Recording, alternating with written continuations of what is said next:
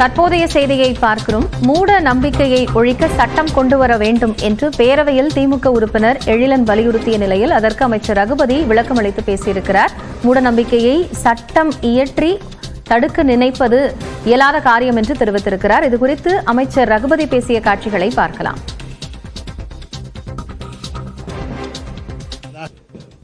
அதாவது மக்களுடைய நம்பிக்கை ஒவ்வொருவருடைய நம்பிக்கை, ஒருவருடைய மூட நம்பிக்கையாக இருக்கலாம், இன்னொன்று மத நம்பிக்கையாக இருக்கலாம்.